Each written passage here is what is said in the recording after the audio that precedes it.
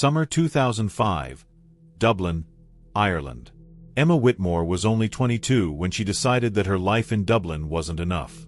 With her expressive hazel eyes, natural brown curly hair, and captivating presence, she had always been told she had the look to be an actress. But it was only when a polished man with a charming British accent approached her at a theater audition that her dreams seemed to come true. "You have exactly what we're looking for," said Adrian Sterling, handing her a sleek business card embossed with silver lettering and the prestigious logo of Sterling & Associates Talent Management, Paris. "Our agency is always on the lookout for fresh, authentic talent. You could be the next international breakthrough." Emma held the card with her hands trembling with excitement. Sterling looked like he had stepped straight out of a London theater production. Impeccable tailored suit, Italian leather shoes, a platinum cufflink glinting in the audition room light.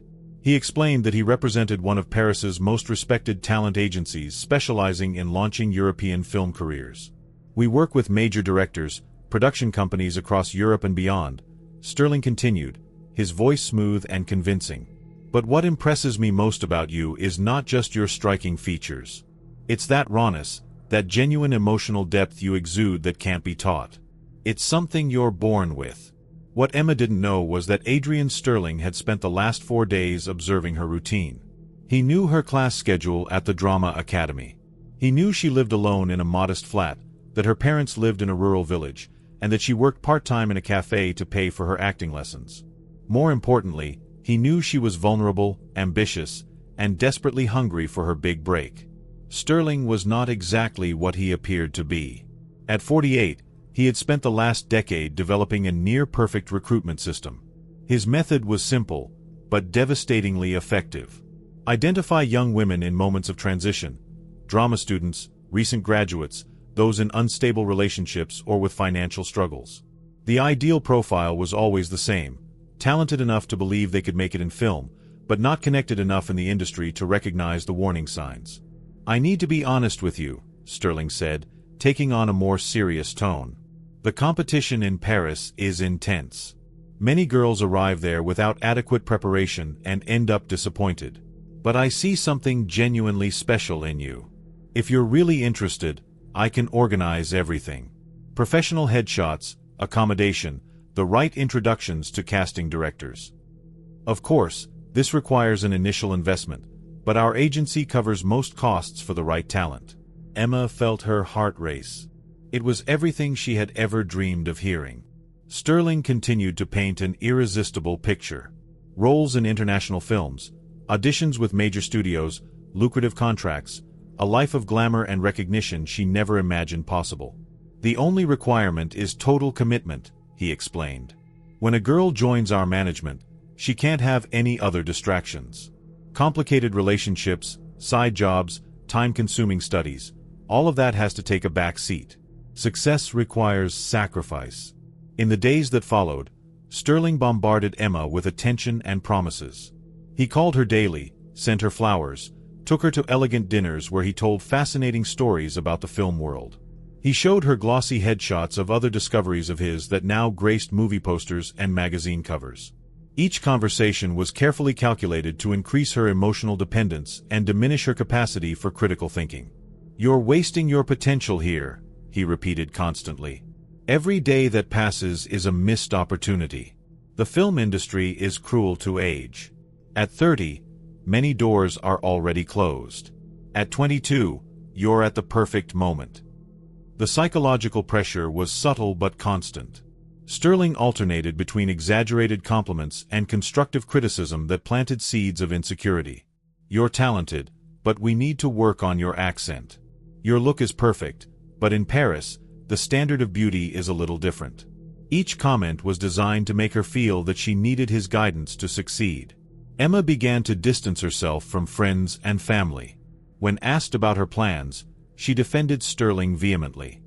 "You don't understand how the film industry works," she told her concerned parents. "He knows important directors. He has connections that can transform my career." The social isolation was gradual but systematic. Sterling always found ways to occupy her free time. Always had a reason why she shouldn't go out with friends or visit family. "You need to prepare for Paris. You can't afford distractions right now. Your competition is studying, rehearsing, perfecting their craft. 3 weeks after their first meeting, Sterling finally made the official proposal. Are you ready to change your life? I have a flight to Paris booked for next Friday. A vacancy has opened up in our talent house, a beautiful apartment in the 6th arrondissement where we host our rising stars at the beginning of their careers. All you have to do is say yes. Emma looked at her modest flat in Dublin, at the drama scripts scattered across the table, at the photo of her with her parents on the bookshelf. For a moment, a small inner voice whispered caution. But Sterling had spent weeks building a dream so vivid, so tangible that the pale reality of her current life seemed insignificant in comparison. I'll go, she finally said, sealing her fate with 2 simple words.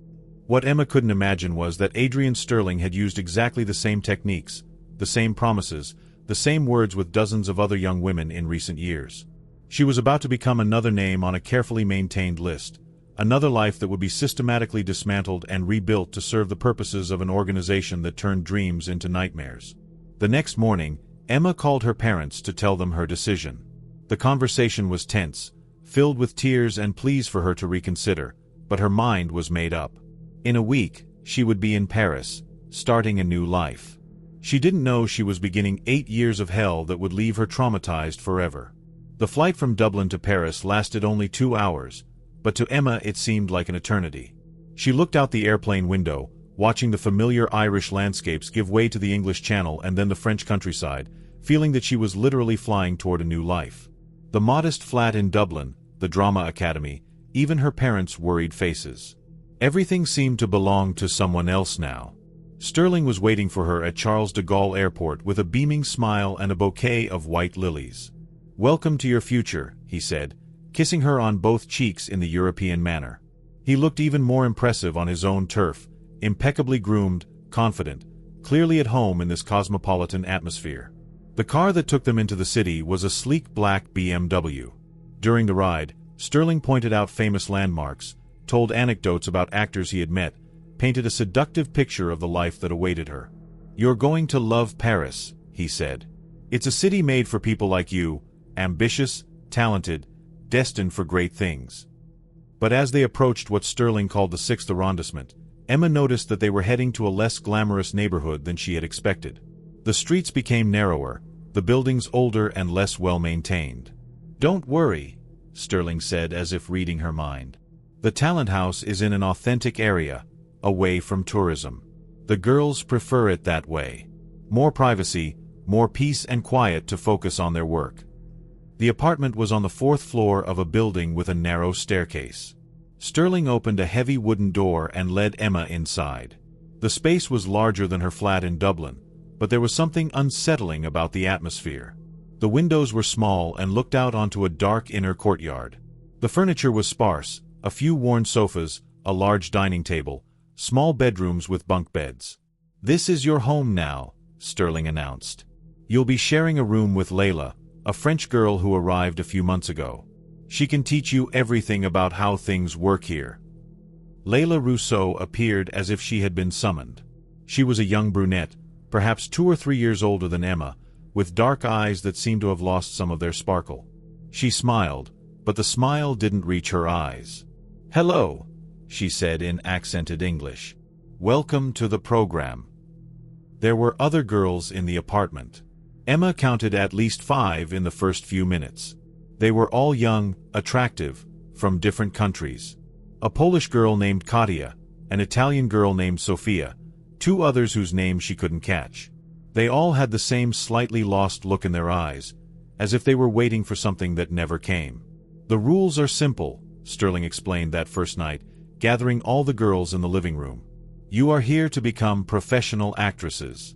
That requires discipline, dedication, and total trust in me and the agency. First, I'm keeping your passports for safety. Paris can be dangerous for tourists, and you're too valuable for us to take any risks. Emma hesitated for a moment. Handing over her passport seemed like too big a step, but Sterling noticed her reluctance immediately. It's standard procedure, he said. All serious agencies do it. Your documents will be safer with me than in a shared room. Besides, I'll need them to register you properly with the French system." The other girls handed over their passports without protest. So Emma did the same. Her passport disappeared into the inside pocket of Sterling's designer jacket. "Second rule," he continued, "communication with home must be limited and supervised. Concerned families can create unnecessary pressure, and you need to focus entirely on your careers. I will help you write occasional letters to reassure your parents." In the early days, the routine seemed reasonable.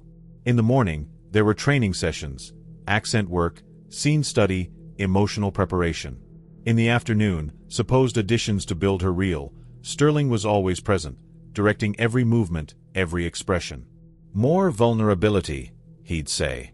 "The European market appreciates authenticity. Show more of your range." But gradually, Emma began to notice disturbing inconsistencies. The auditions seemed more geared toward intimate scenes than legitimate professional opportunities. When she asked about real roles, callbacks, or meetings with genuine directors, Sterling always had an excuse. "You're not ready yet. You need more training. The market is tough right now, but great opportunities are coming." Food was scarce and controlled.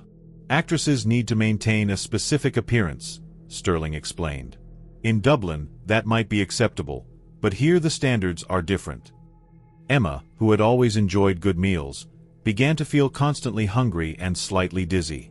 Even more disturbing, she noticed that none of the other girls seemed to have any real acting jobs.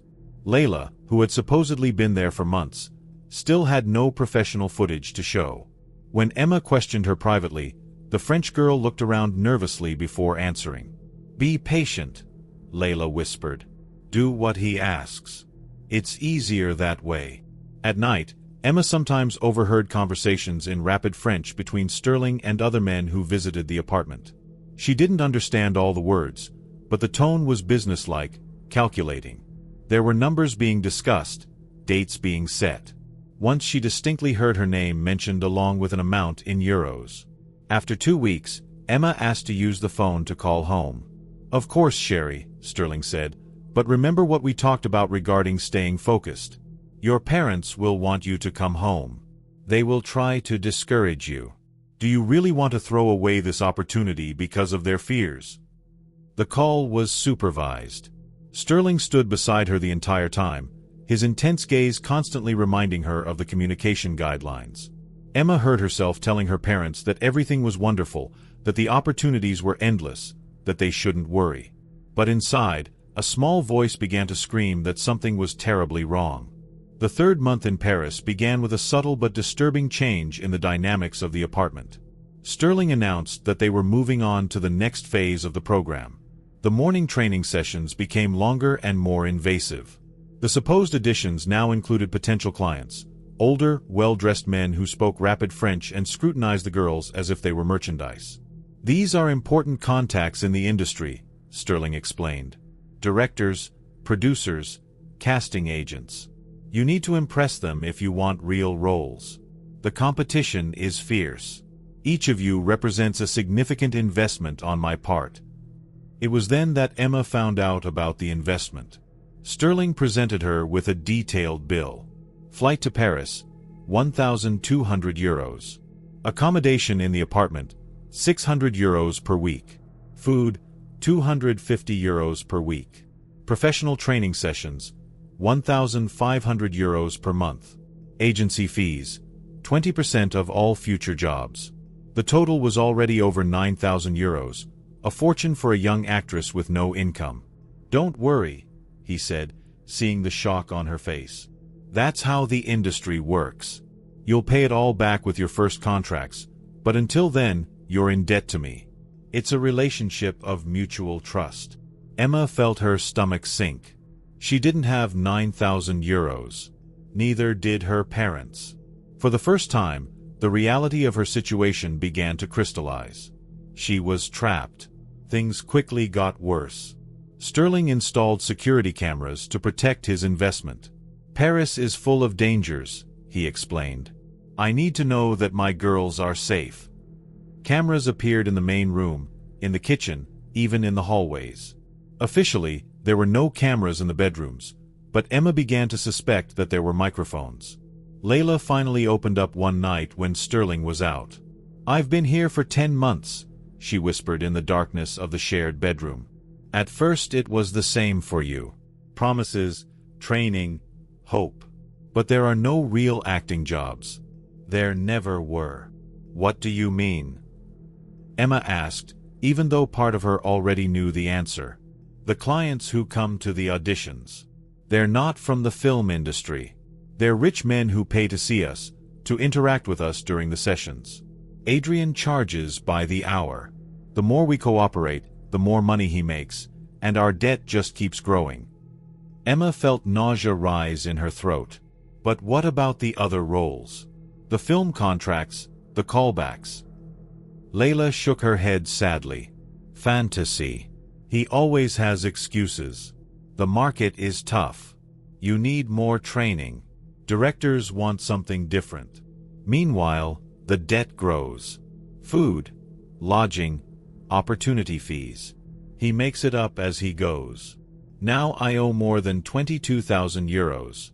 How am I going to pay that back without doing what he wants?" In the days that followed, Emma began to see everything with different eyes. The auditions were clearly commercial operations where men paid to interact with vulnerable young women under the pretext of professional evaluation. Sterling operated as a manager, charging by the hour for specific types of scenes, for levels of intimacy. She noticed that there was a hierarchy among the girls. Those who cooperated more received better treatment, more abundant food, individual rooms, promises of special roles. Those who resisted were isolated, deprived of privileges, constantly reminded of their growing debts. "You're being difficult, Emma," Sterling said after she refused to participate in a particularly invasive audition scene. "I'm beginning to wonder if you have what it takes. This industry isn't for everyone. That disappoints me.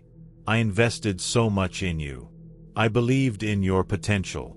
But maybe I was wrong about your determination." Indeed, the psychological manipulation was constant and sophisticated. Sterling alternated between veiled threats and seductive promises. One day he was the disappointed father figure, the next he was the understanding mentor. There was always a carrot being dangled. A real role was coming. An important director had asked specifically about her. A unique opportunity was on the horizon. Communication with the outside world became virtually impossible. The phone was disconnected due to technical problems. Letters home were written under direct supervision with Sterling dictating virtually every word.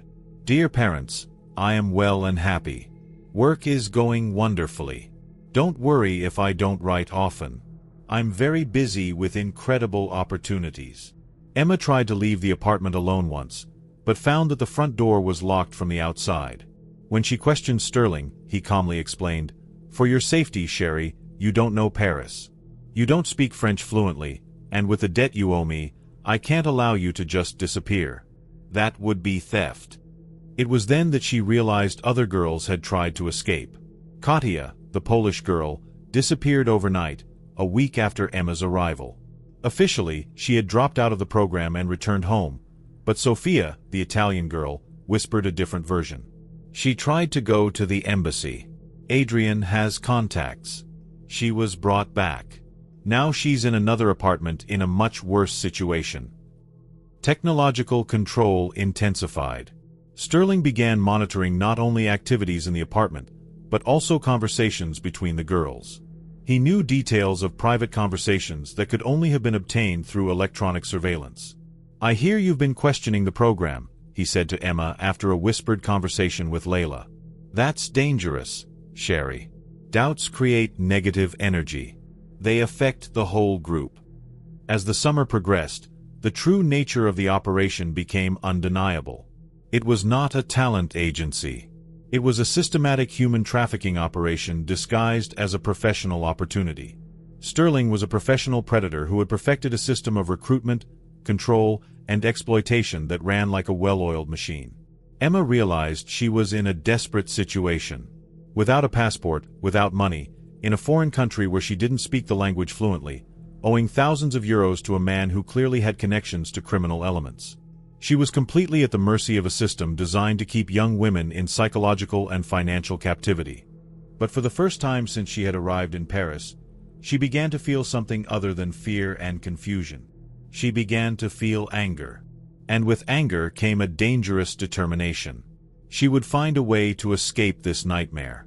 What Emma didn't know was that Sterling had experience dealing with rebellious girls, and his methods for breaking resistance were far more brutal than she could have imagined. Emma's silent rebellion did not go unnoticed for long. Sterling had built his empire based on his accurate reading of human behavior, and he recognized the signs of growing resistance with the expertise of someone who had dealt with hundreds of women over the years. It all started to fall apart on a stifling August morning. Emma had found an old cell phone left behind by one of the clients and managed to hide it for 3 days. During the early hours of the morning, while the other girls slept exhausted, she desperately tried to make calls home to Irish authorities, to anyone who could help her. But Sterling had more sophisticated monitoring systems than she realized. On the 4th morning, he entered her room holding the phone, his face a mask of calm that was more terrifying than any outburst of anger. "Emma," he said, his voice dangerously low, "you have deeply disappointed me. After all I have invested in you, all the patience I have shown, you betray me like this."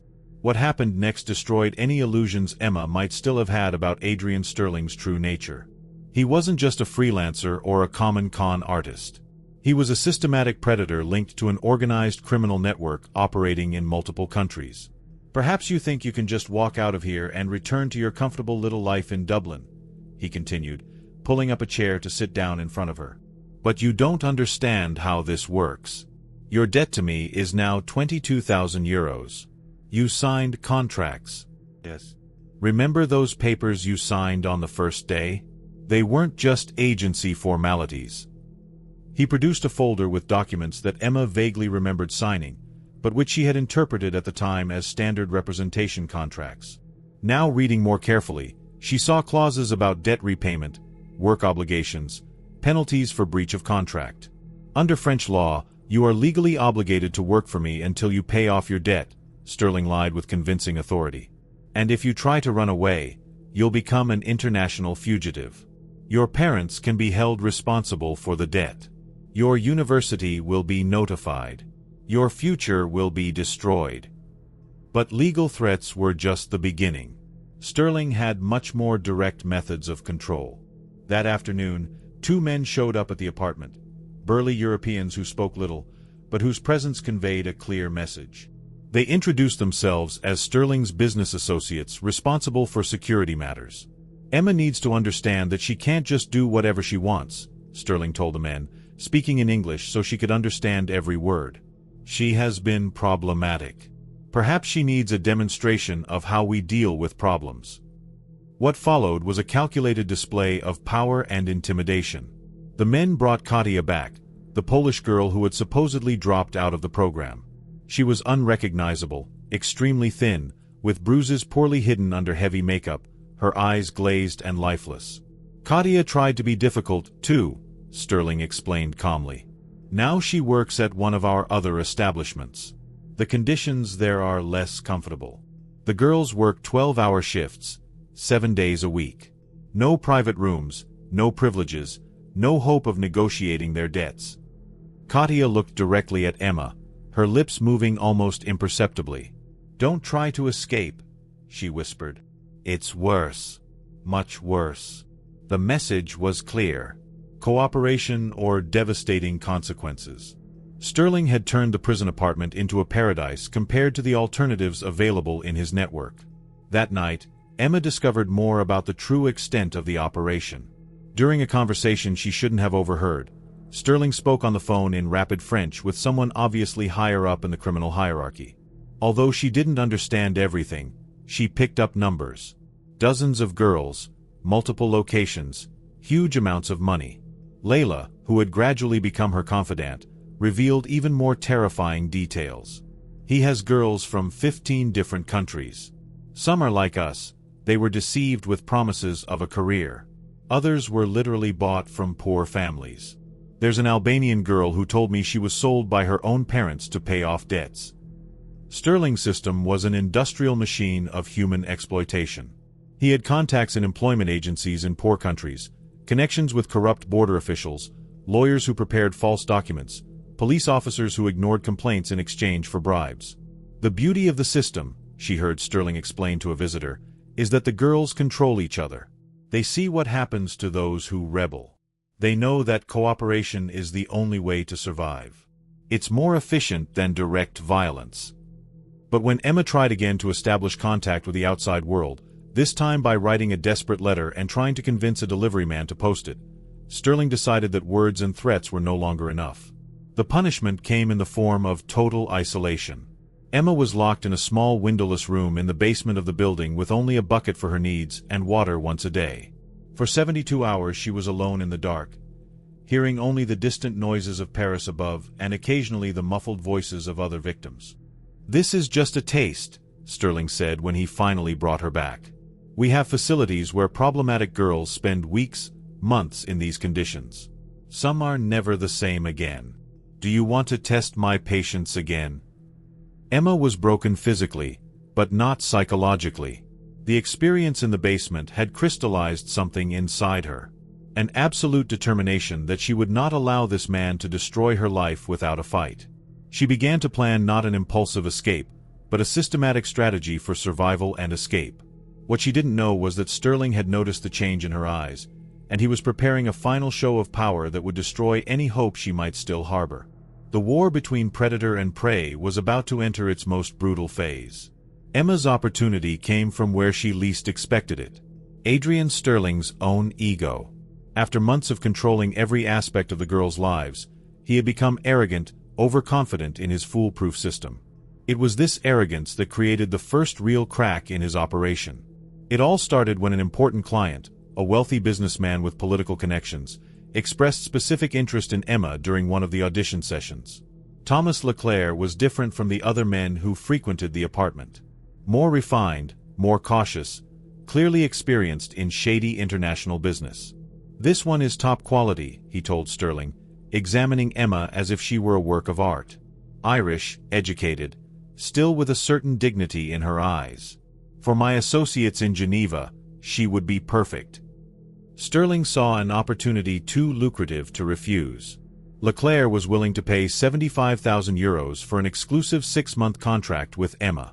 But he wanted legal guarantees, proper documentation, an operation that would look legitimate to his high-level connections. This is where Sterling made his first critical mistake. He needed Emma to appear cooperative and willing to negotiate. For 3 days, she was treated like a princess. Plentiful food, new clothes, even permission to shower in privacy. The goal was to make her appear healthy and willing to the potential client. But Sterling underestimated Emma's intelligence. She immediately realized that this was her only real chance of escape, and she began to plan meticulously. During preparations to meet Leclerc, she gained temporary access to areas of the apartment that were normally off-limits, including Sterling's office. It was there that she discovered the true extent of the operation.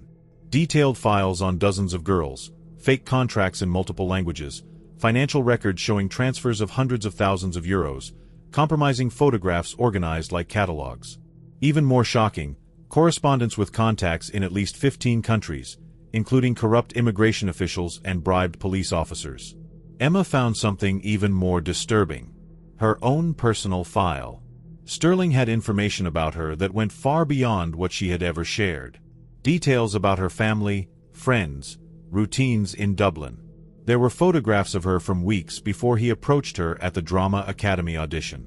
She had been stalked and selected long before the chance encounter.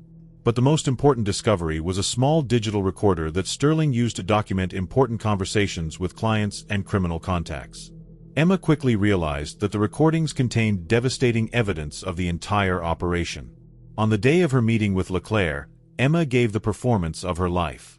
She behaved like a cooperative young woman, even slightly enthusiastic about the international opportunity being offered to her. Leclerc was satisfied. Sterling was ecstatic about the impending profit, and everyone let their guard down. It was during a moment of celebration between the two men that Emma executed her plan. While they drank champagne and discussed details of the contract, she managed to secretly activate Sterling's recorder and position it to capture the entire conversation. 4:45 minutes, the two men openly detailed the entire operation. How they recruited girls, how they forged documents, how they bribed officials, how they transferred victims between countries, how much money they made each month. It was a complete confession recorded digitally. More importantly, Leclerc specifically mentioned that he had similar operations being investigated by Interpol in other countries. There was an international police operation underway focusing on trafficking networks operating between France, Switzerland, Ireland, and Eastern European countries. When the meeting ended and Sterling put away the recorder, Emma knew she had enough evidence to destroy the entire operation. But she also knew she would only have one chance to use this evidence before they discovered her sabotage. Her opportunity came 2 days later when Sterling left for a lengthy meeting with other members of the criminal network. Emma had noticed that he always carried his most important files in a leather briefcase, but occasionally left backup copies hidden in his office. She managed to locate the recording with Leclerc's confession and, more importantly, the contact information for a police investigator that appeared on Sterling's papers, apparently a French officer who was being monitored by the organization. With her heart pounding, Emma dialed the number. By incredible luck, it was indeed a detective with the French police specializing in organized crime, Inspector Michel Duval, who had been investigating reports of missing young European women in Paris for months. The call lasted only 3 minutes, but it was enough. Emma managed to convey crucial information. Her exact location, the names of the key operators, the existence of multiple victims in the apartment, and most importantly, she mentioned the connection to Thomas Leclerc, a name Duval recognized immediately. "Leclerc has been on our investigation list for 2 years, Duval said urgently.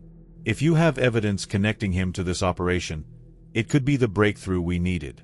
But you are in extreme danger now. We will organize a rescue operation, but you need to stay alive until we get there." Emma managed to hide the recording in a place Sterling would never look, sewn inside the lining of an old throw pillow the girls used.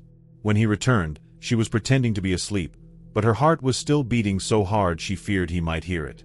What she didn't know was that Inspector Duval was already organizing a coordinated operation involving French, Irish, and Swiss police. But international operations take time to organize properly, and Sterling was about to discover that someone had violated his sanctuary.